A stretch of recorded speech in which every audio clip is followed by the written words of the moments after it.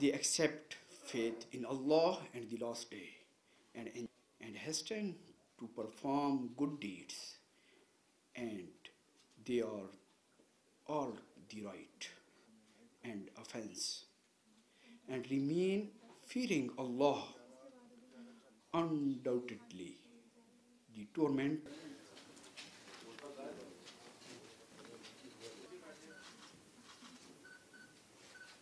Mr. Shaheen.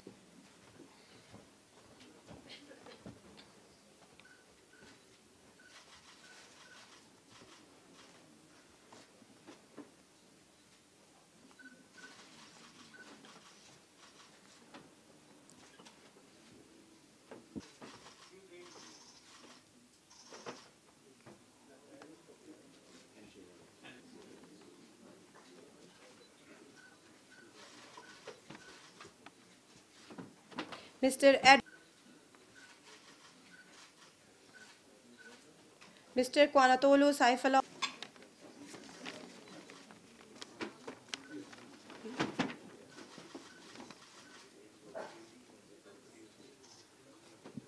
Madam Pang. Mr. Asad Inam, CEO, X2O Private Limited. Now, Honorable Dr. Firdous Ashikaban will present.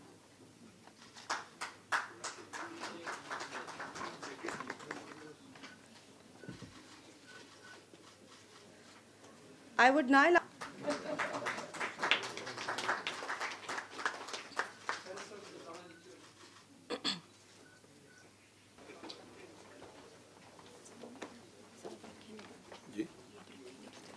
pleased to be part of this.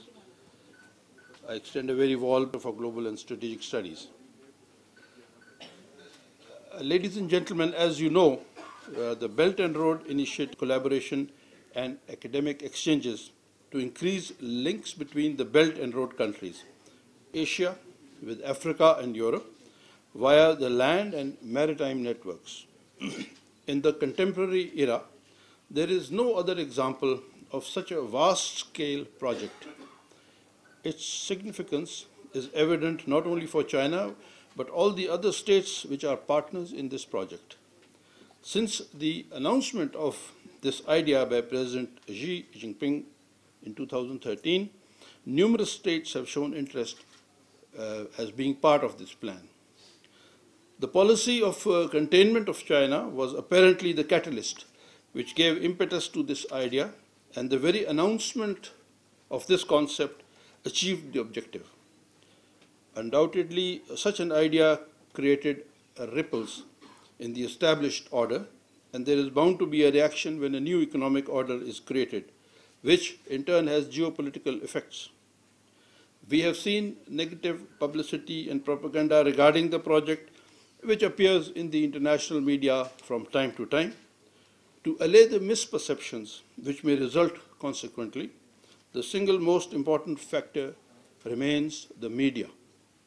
The media can also play a vital role in educating the people of the affected countries regarding the benefits of the project, since the media is a vital medium to influence and shape minds.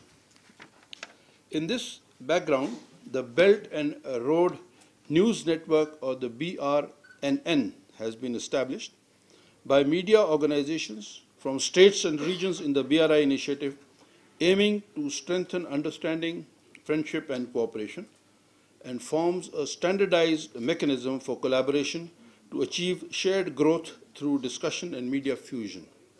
Basically, this is a consortium of media associations of Belt and Road partner states to build an open and cooperative platform. The BRNN is committed to creating a platform for exchange and cooperation among media organizations, establishing an operational mechanism and boosting project association. This is where the media of the BRI states can play a vital role. Till now, the media has mostly been left out of the loop, and the same is the case in Pakistan. This has caused a lack of awareness of these projects among the common people. Officials and the ones directly involved in different projects are aware of the project, but the common man will acquire information and awareness through the media channels in this regard. The media of these partner states need to be updated. This media forum aims to tackle the issue of inadequate and unreliable data available on the Internet regarding the BRI projects. Pakistan had less connectivity with the states and the people of this region in the past. Now, with the BRI and its flagship projects like the CPEC, Pakistan has been presented with the chance to establish a new relationship with this region, and it wants to benefit from this.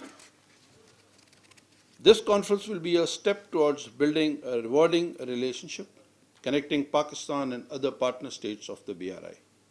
Not only this, but such events can be very fruitful in presenting the true positive image of this project to the world. The BRI promotes closer ties between countries through development-led trade growth, which requires a massive infrastructure construction. Program has already been started of the construction, and we are moving forward very rapidly in this. The media organizations are an important link to enhance the understanding and friendship among people from different countries, inviting the participants to carry out in-depth communication, share their experiences, and promote practical cooperation in their profession, aimed at strengthening ties between the media outlets from countries involved in the BRI. Since the BRNN has been launched, a total number of 194 media organizations from 94 countries have become official members of the BRNN. So you can imagine the interest which this has evoked.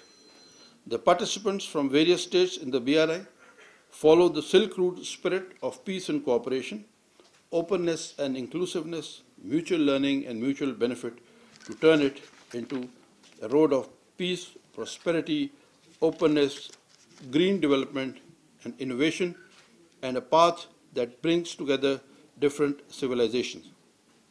We hope that this conference will achieve its objectives, and the BRI projects will be presented in the various countries in the region and other areas in its true spirit and image. Thank you very much.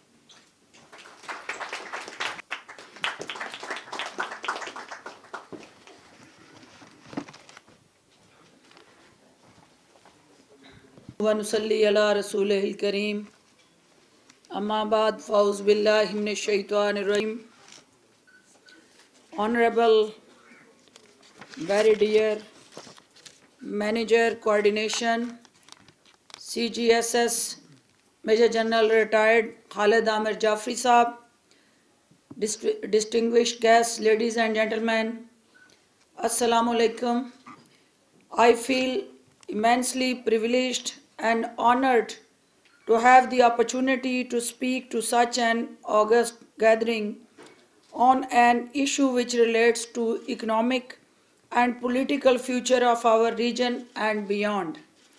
I would like to avail this opportunity to congratulate the Center for Global and Strategic Studies for taking this visionary step by organizing international conference. This role and contribution of think tanks like your institution in evaluating the regional and global issues and challenges by providing intellectual and pragmatic solutions to those challenges can hardly be overemphasized. Before I dilate on the significance and the need of cross-regional media fusion beyond Belt and Road partners, the theme of the current mood, I consider it imperative to say a few words about the BRI, its vision, and likely benefits that would really supplement to the participating countries. Ladies and gentlemen, President Xi Jinping vision of One Belt Road, one of the project that is not only bold but also innovative initiative that knits the world in a community of shared interests. President Xi Jinping One Road OBOR vision is the one of the harbinger of a new era of connectivity and integration of member countries, which will bridge the gap between the north and south. As I speak here today, it's really one of the sustained progress is being made in the implementation of the second phase of CPEC in Pakistan, wherein the emphasis will be laid on industrial and agricultural cooperation, socio-economic development and technical training with the highest level of transparency, efficiency and effectiveness. The building blocks of CPEC are being installed. CPEC is reshaping the geo-economic landscape and one of the usher in prosperity not only for Pakistan but also for the entire region, which is based on the idea of shared development, revival of new Silk Roads, which is at the heart of OBOR, brings in a new era of hope and a really break of a new dawn. OBOR expand President's Xi Jinping's dream to the people living among the Silk Roads. It seeks their betterment and overall socio-economic welfare. The Prime Minister of Pakistan, Mr. Imran Khan, during his visit to Gwadar earlier this year, he has performed groundbreaking of Rs 50 billion Zob Kushlak section of Western Route, Rs 17 billion project of transmission line for Makran Coast, 23 billion new Gwadar International Airport project, hospitals as well as vocational institute. Chinese government is also investing $1 billion in socio-economic sector in 2 years. It has also offered 20,000 scholarships for Pakistani students, besides financing to build 1,000 small schools in different parts of the country. This shows that the scope of CPEC has been broadened to benefit the people of Pakistan. Recently, 300 megawatt coal power plant in Gwadar has been inaugurated, and ninth Joint Cooperation Committee meeting of CPEC held in November this year inaugurated Multan Sakhar motorway of the Eastern Corridor. Approved Gwadar Master Plan and joint project financing groups was formed to take forward to the crucial ML1 project. This sheds lights on the commitment of Pakistan to fast track the implementation of all projects under CPEC framework. There is something important for the media of Pakistan, because I know that this written speech, it will only serve the purpose of communicating my government's narrative and that strengthening the vision of both the leaderships, people sitting in this hall. But there are something that the people of Pakistan, through this media, they want to hear about Belt Road Initiative program, and I want, with the permission of the honorable host, that I want to communicate in Urdu, because the people who are keen to know what China is doing for this country and how CPEC is going to really supplement the efforts of Prime Minister of Pakistan. Let me appreciate the role of organizer and all those honorable participants sitting in this hall. If you permit me, I can communicate in Urdu, because my media persons, they feel that common man watching the screen of television, they did not have any argument to buy in English. They want that their mother language, they should be highlighted and the communication should be through Urdu. Wazir-e-Azam Pakistan, Islami Jamhuriya Pakistan, Imran Khan ने रवां साल के आगाज़ में ग्वादर का दौरा करके जोब कचलाक road, जो कि CPEC के मगरबी कॉरिडोर का हिस्सा है, उसका संगे बुनियाद रखकर 65 ارب کی لاگت سے اس منصوبے کا باقاعدہ آغاز کیا۔ انہوں نے اس موقع پر 70 ارب روپے کی لاگت سے مکران کوسٹل کے ٹرانسمیشن لائن منصوبہ، 23 ارب سے نیا گوادر انٹرنیشنل ایئرپورٹ منصوبہ، ہاسپٹل اور ووکیشنل انسٹیٹیوٹ کی تعمیر کا بھی سنگ بنیاد رکھا۔ عوامی جمہوریہ چین $1 ارب کی سرمایہ کاری سے 2 سال کے اندر معاشی اور معاشرتی شعبے میں کام کرے گا۔ عوامی جمہوریہ چین 20,000 پاکستانی طلباء کو اسکالرشپ دے گا، جبکہ ملک کے مختلف حصوں میں 1,000 چھوٹے اسکول بھی تعمیر کرے گا۔ اس سے ظاہر ہے کہ چین پاکستان کی اقتصادی راہداری پاکستانی عوام کے فائدے کے لیے جو نہایت اہم ہے اس پہ عمل درآمد کو یقینی بنائے گا۔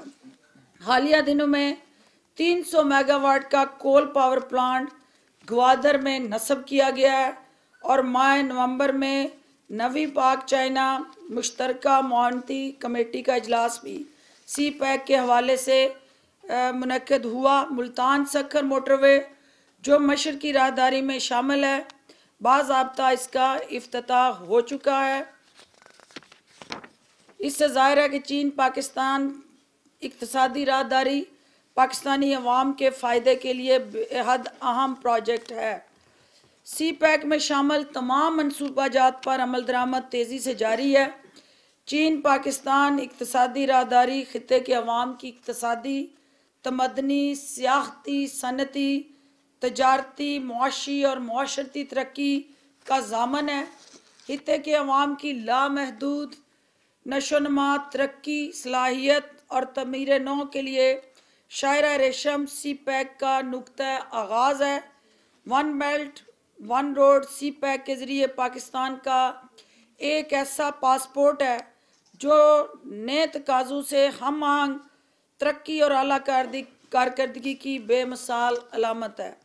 خواتین و حضرات، سی پیک کی تکمیل سے توانائی، صنعت، تجارت، سیاحت اور ثقافت کے شعبوں میں ہونے والی ترقی سے پاکستان اور چین سمیت خطے بھر کے دیگر ممالک شاندار اور عظیم الشان ترقی کے ساتھ نہ صرف حصے دار ہوں گے بلکہ اس کے اثرات سے بہتر طور پہ ہمکنار بھی ہوں گے۔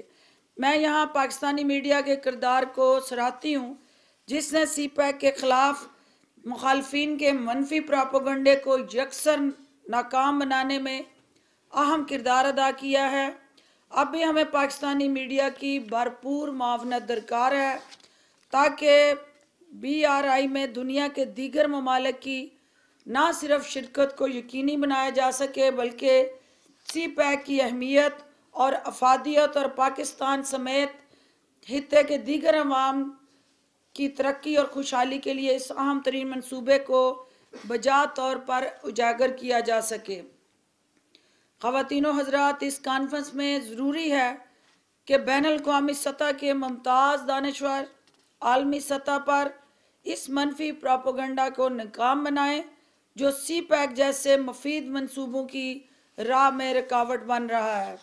اس کانفرنس کے انعقاد سے ایک چیز جو ہے وہ کھل کے سامنے آ گئی ہے کہ ایسے forums, dialogue, interaction, media participation اور کمیونیکیشن ہی ایک ایسا بہتر عمل ہے جس سے BRI اور سی پیک جیسے منصوبے ترقی کی منازل کو چھو سکتے ہیں۔ اس عظیم منصوبوں کی تکمیل کے لیے مثبت سوچ پیدا کرنے اور ترقی کی راہ میں رکاوٹیں اور ان کو ہٹانے میں اور اس پورے پروجیکٹ کو عوام کی ترقی اور خوشحالی سے جوڑتے ہوئے عوام تک اس کے مفادات پہنچانے میں ایسی کانفرنسیں جو ہے وہ معاون ثابت ہوتی ہیں۔ میں آپ سب کے لیے جو یہاں تشریف فرما ہے دعا گو ہوں اور میں یہ سمجھتی ہوں کہ یہ منصوبہ جو ہے یہ پاکستان کی ترقی کے لیے، خوشحالی کے لیے ایک ایسی ضمانت فراہم کرتا ہے، لیکن ایک نیگیٹو پرسیپشن میڈیا کے اندر، کچھ واک آف میڈیا میں جو انٹینشنلی کریٹ کی گئی और एक ऐसा माहौल पैदा किया गया कि खुदा न खास्ता ये हुकूमत जो है उस मंसूबे के रास्ते में कोई रोड़े अटका रही है या कोई रुकावटें डाल रही है या कोई दानिस्ता ऐसा माहौल पैदा कर रही है जिससे इसकी अमलदारी में ताख़ीर हो। तो मैं मीडिया को ये यकीन दिलाना चाहती हूँ कि आप लोगों की ताकत से, क्योंकि मीडिया एक बहुत इम्पॉर्टेंट पार्टनर है इस पूरे प्रोजेक्ट में।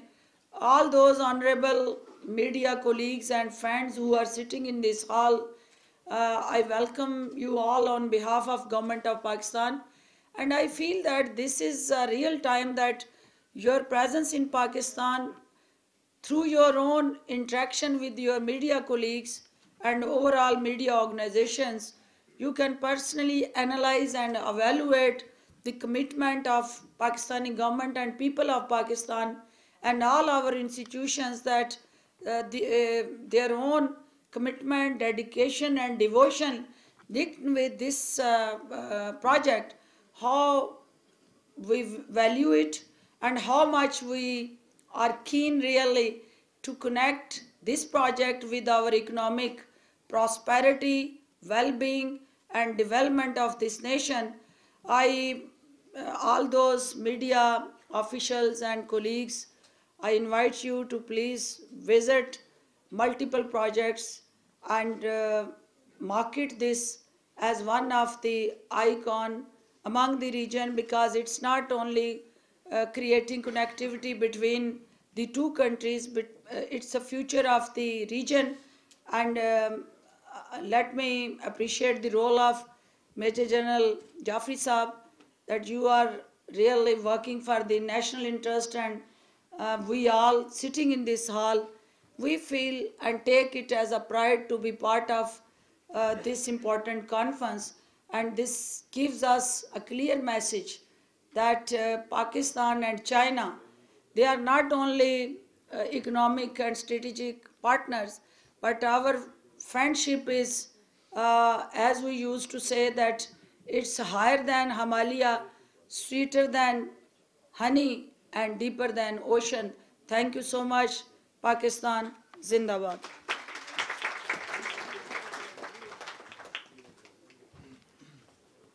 Thank you, ma'am, for your valuable insight. Our next Embassy of the People's Republic of China. I welcome you, ma'am.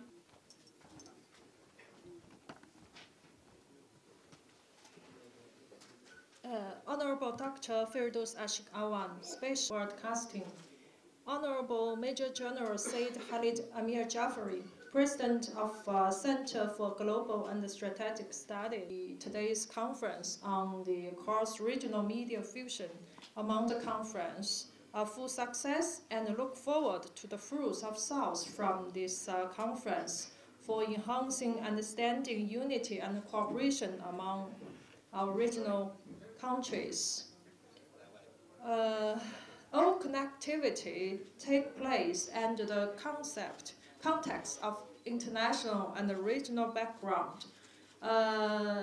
Before talking about connectivity with the focus on Belt and Road Initiative, I would like to have a brief review of international situation. The year 2019 is about to end. To most of the people, I think this year we see more turbulence, confrontation, and mounting challenges in international relations, which multilateralism to unilateralism are locked in a bitter contest. Protectionism and populism have seen on the rise, and the world is seeing a rampage of power politics and bullying.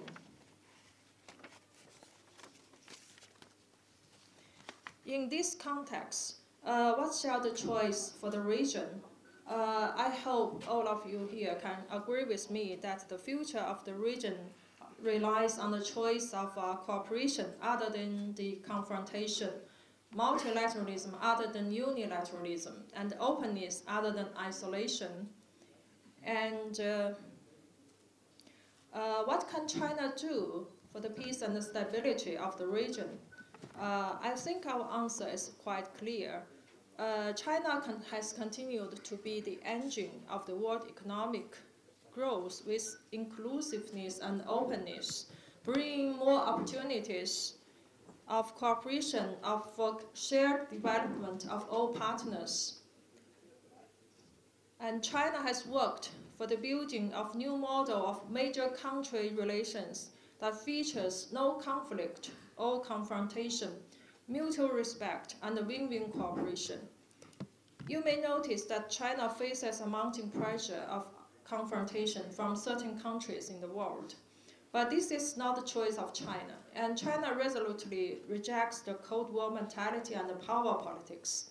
What we advocate is fairness and justice in the world. We will never go down the beaten track of seeking hegemony with strength. Instead, China has pursued peaceful diplomacy and pursued a cooperation in a proactive manner, aiming at the building of a community with a shared future for mankind. What we pursue is the common progress of mankind, never the selfish interests of China itself. Ladies and gentlemen, dear friends, in a nutshell, China thinks the peace and the stability is the need of the time, and we are determined to make our contribution to it. In this context, the Belt and Road Initiative proposed by visionary Chinese President Xi Jinping is an important approach for realizing this goal. 6 years since its inception, the BRI has received strong endorsement and support from the international community. Till the end of October this year, a total of 127 countries and 30 international organizations have signed 197 BRI cooperation documents with China, with a total trade volume of over 6 billion US dollars and investment of over 80 billion US dollars between China and the BRI countries.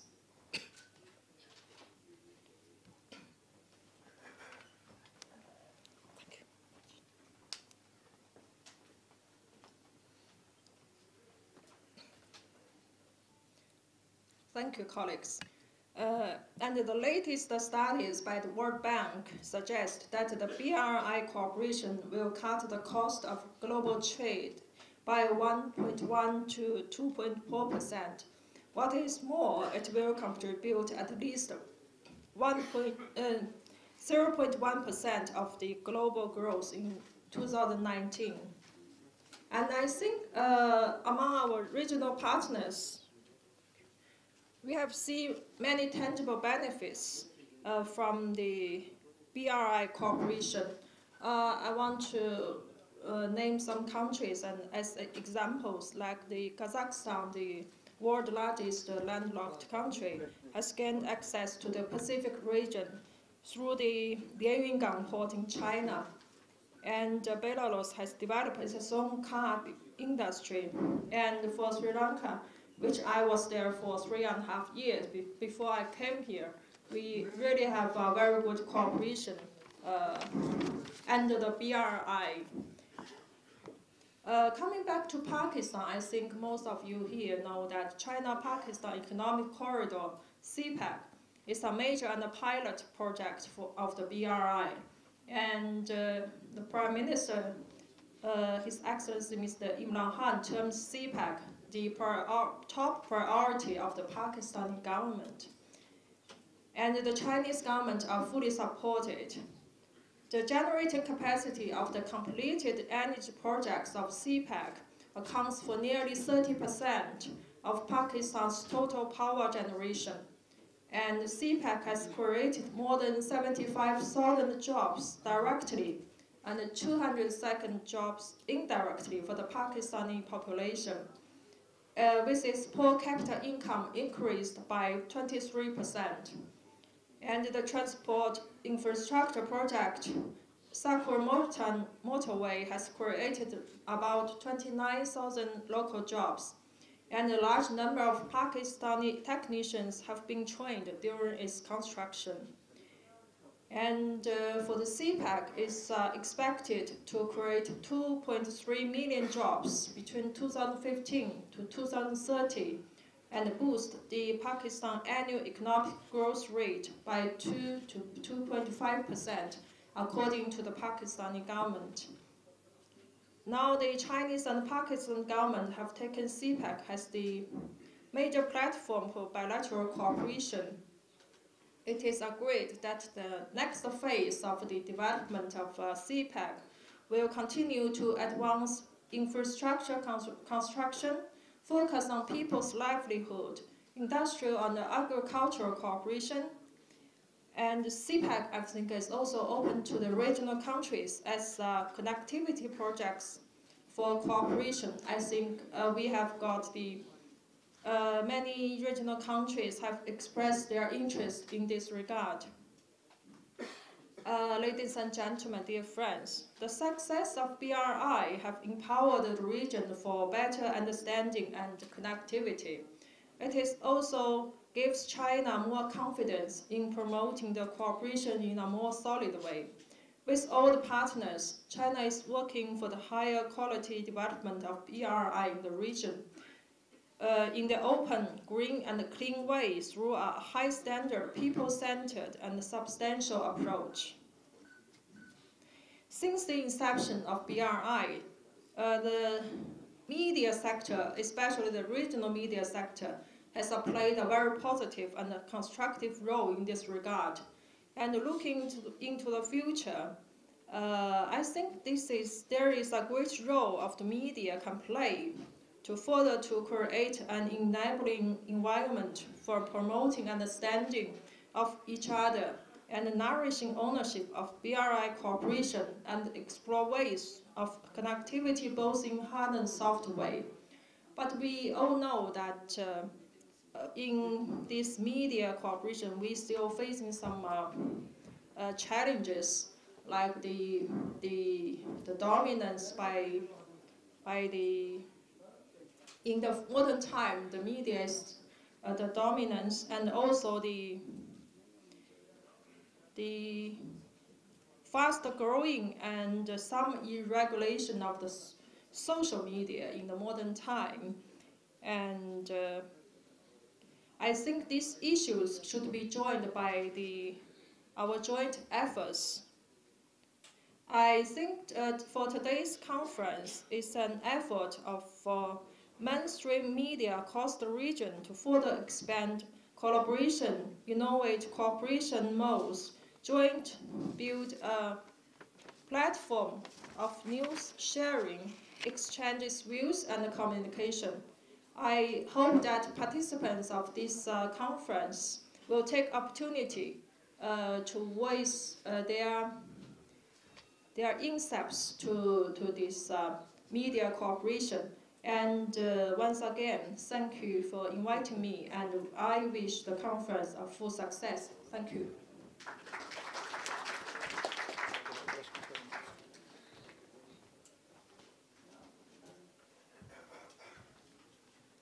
Thank you, ma'am. For the next speech, I would like to invite Pakistan. Welcome, sir.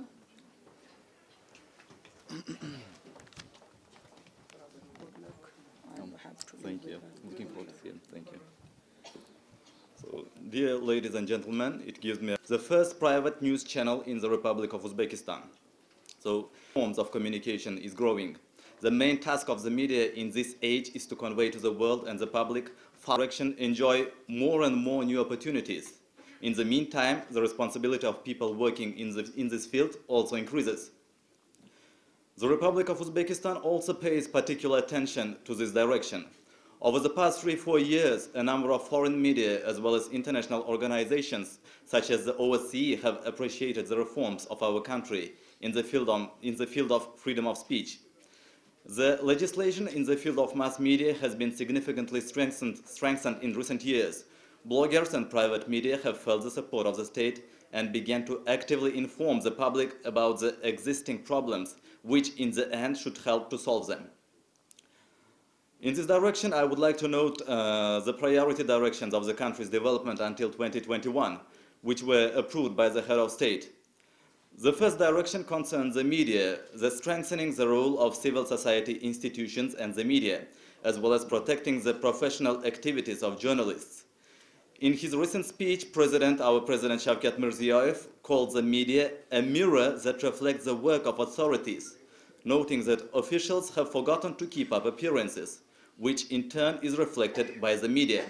Perhaps each of you agree with this statement. The internet as the most convenient tool to deliver information continues its penetration into our lives. Currently, there are more than 400 news websites and information portals in the user domain. Most of them also operate in foreign languages. A new creative generation internet journalists is being formed in this sphere. The head of our state also clearly describes the qualities of a real journalist. According to the president, real journalists are representatives of this profession who boldly raise issues aimed at eliminating various barriers to the development, primarily such negative manifestations as bureaucracy, indifference, extortion, corruption, for whom the duty and meaning of life is the formation of a public opinion, irreconcilable to such voices. Of course, all of us are well aware that this requires not only professional knowledge and skills, life experience and sense of responsibility for their word, but at the same time a strong civic position and spiritual courage.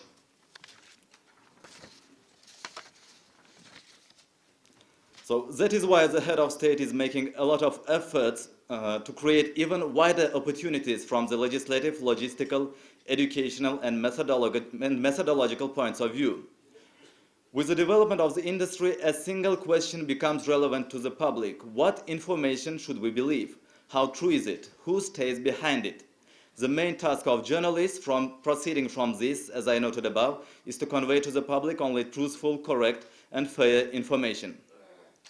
And returning to the main topic for which we have gathered here, I would like to note that thanks to the Belt and Road Initiative, which covers a huge list of directions, our company has managed to establish a number of friendly and partnership relations with other members of this alliance, in particular with companies from Armenia, Nepal, and of course China.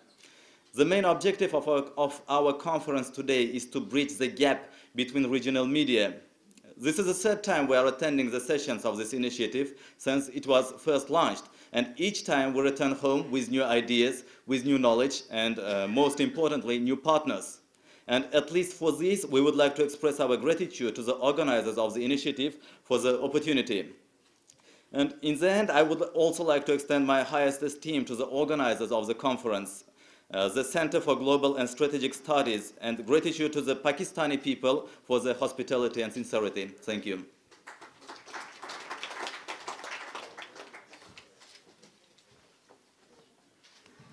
I would now introduce the next speaker of the session, Mr. Shahin. Broadcasting began in Azerbaijan since the creation of first commercial broadcast station on November 6, 1926. On that day, the words "Speaks Baku" were heard from radio loudspeakers. Azerbaijan television is a state-controlled national television channel in Azerbaijan. It's the oldest television channel in the country, having first broadcast from Baku on 14th February in 1956. Now let me talk a little detailed about my company, Azertaj. Azertaj was established on 1st of March in 1920. So next year we will celebrate our 100th anniversary.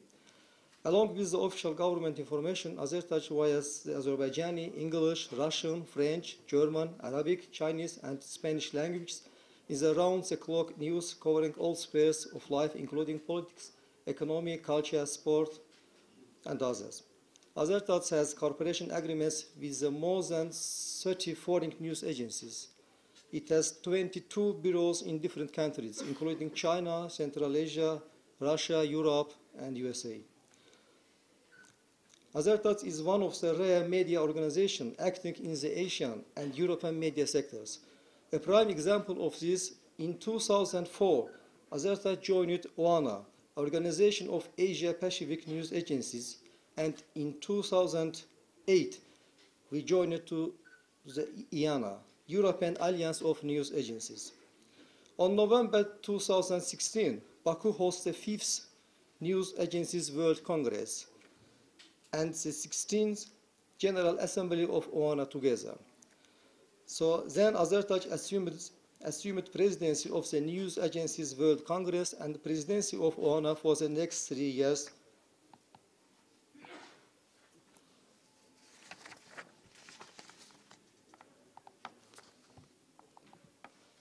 Azertaj, which will celebrate its 100th anniversary next year, played a role in the creation of some mega media projects as founding partner. I would like to share one of them with you, which project launched by Xinhua News Agency.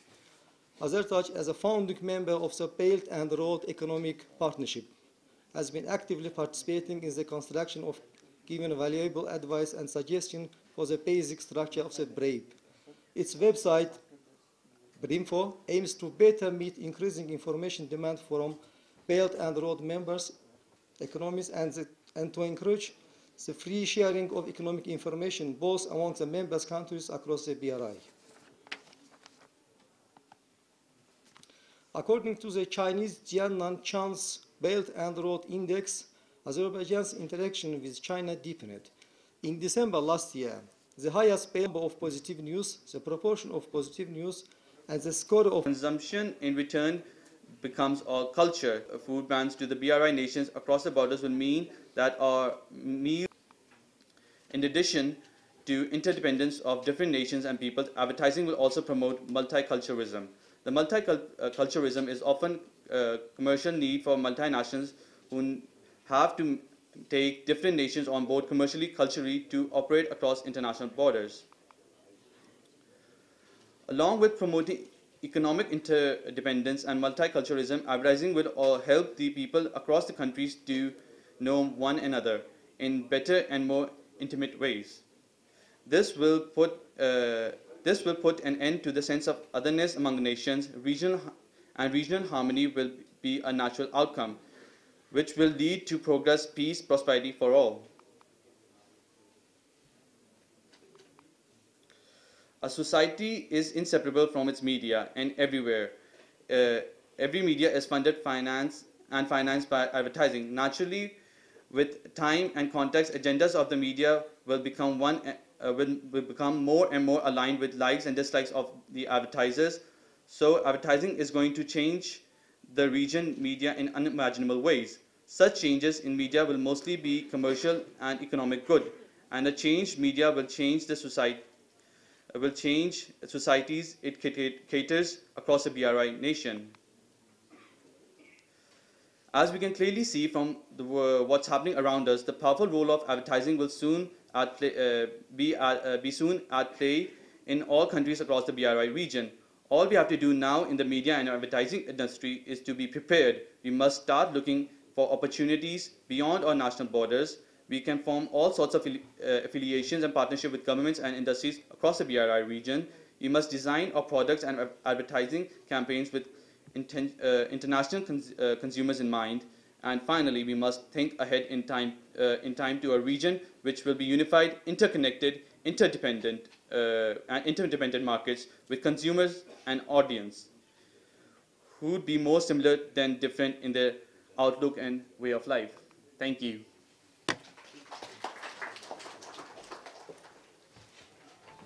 Now, I would like to invite on stage Mr. Ozlibos Savic, a journalist from Publishing House, Belarus today. He has joined us from Minsk. Welcome, sir. Media organization in Belarus, the Belarus Today Publishing House. It is a conference for the hospitality and the opportunity to tell such a role in promoting the BR initiative.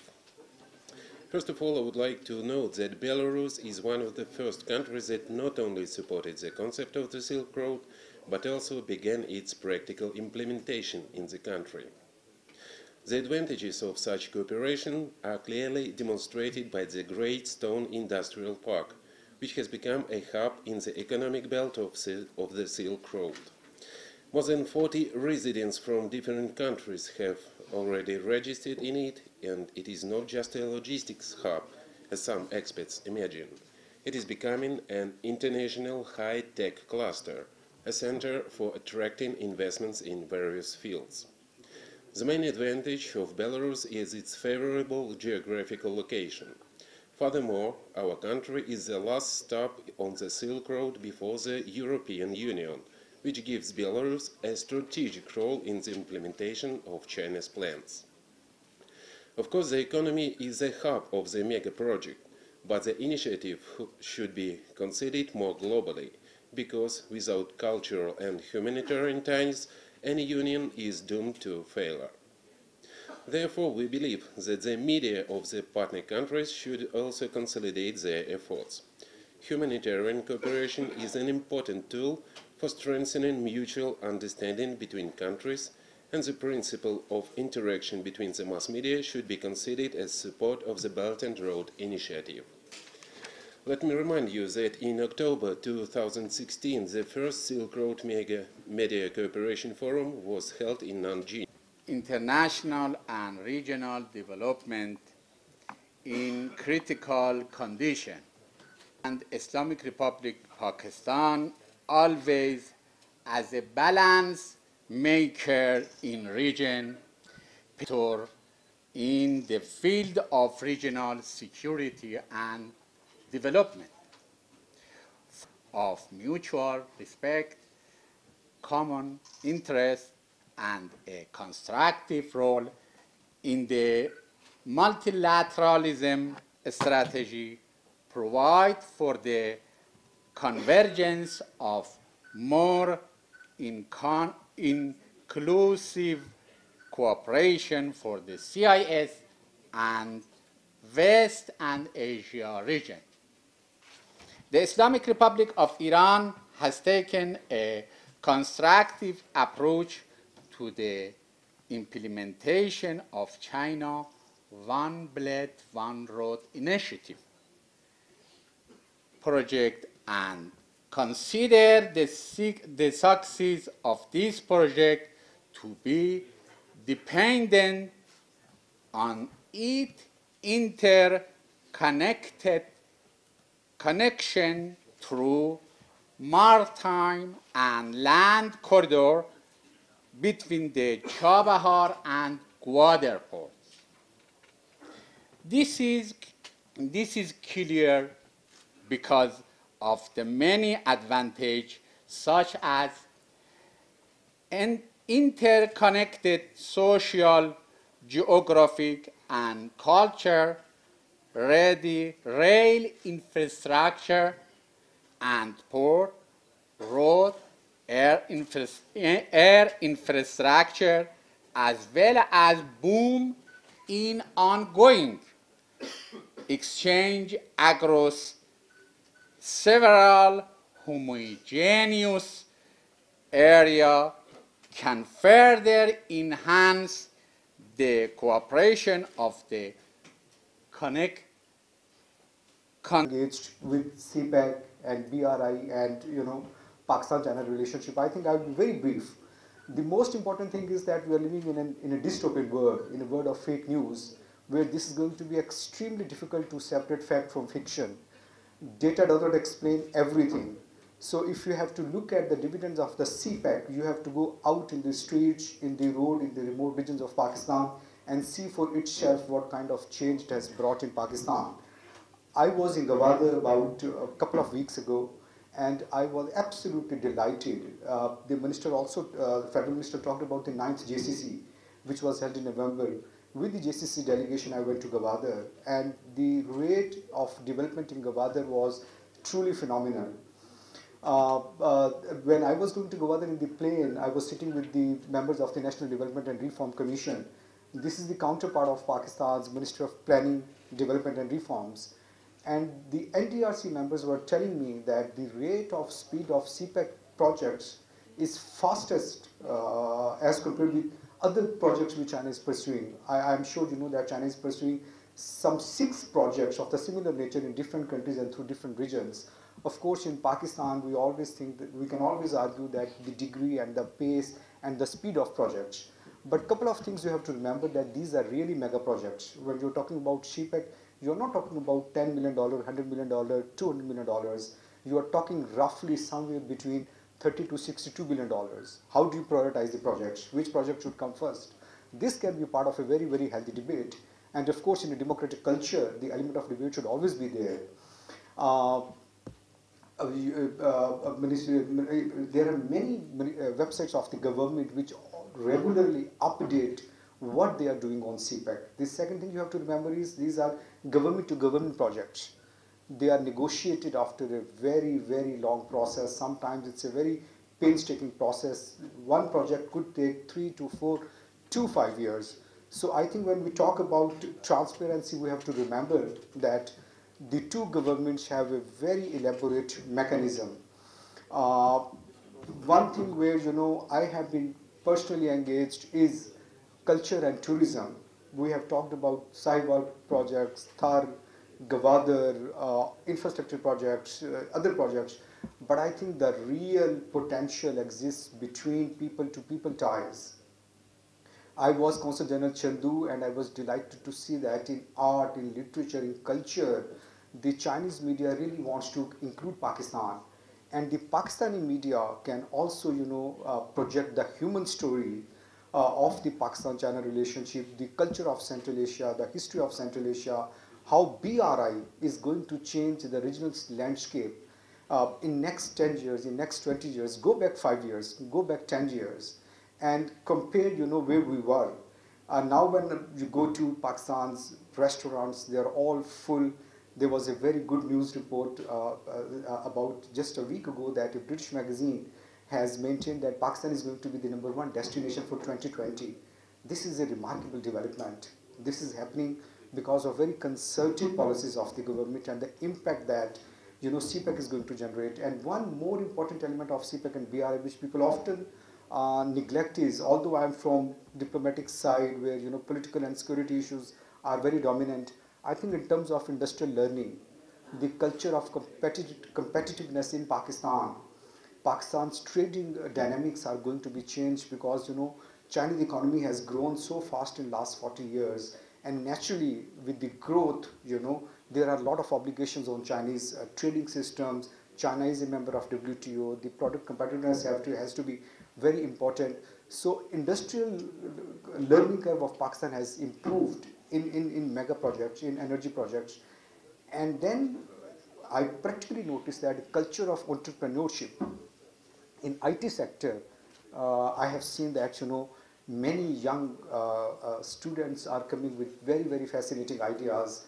And, you know, as Director General China, this is my privilege. We have been dealing with, you know, people from across the country and the institutions.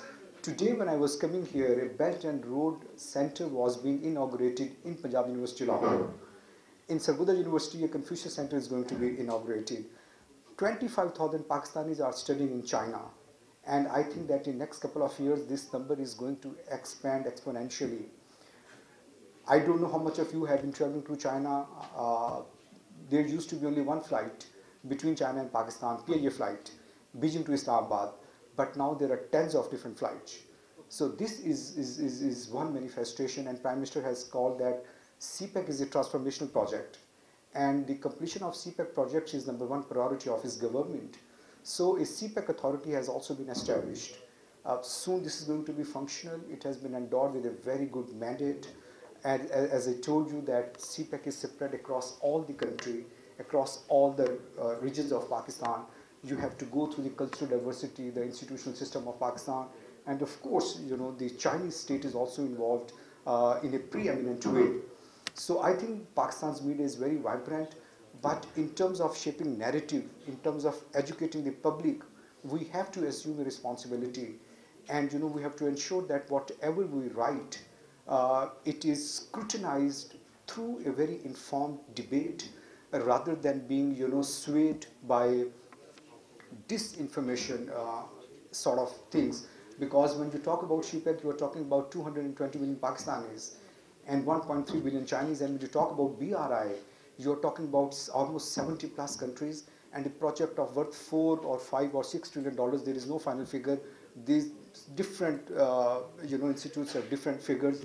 So I think I'm very confident. I'm very hopeful that you know, CPEC is going to generate. And remember, what we have achieved in past 5 years, I think this is only the first phase. When we are going into the second phase and the third phase, then you will see a qualitative shift in the profile of Pakistan, which is evident from today. I wish this endeavor all the very best, and I thank you for inviting me today. Thank you.